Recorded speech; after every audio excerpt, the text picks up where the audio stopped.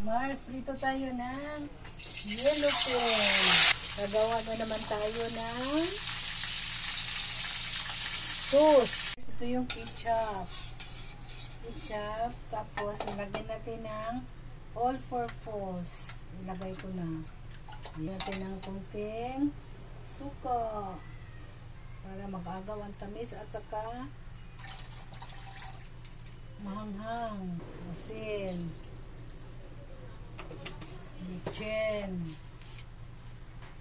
sugar,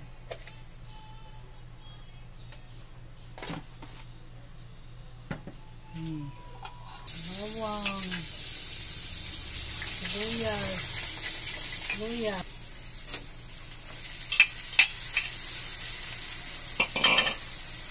Mars, ilagay natin yung sauce.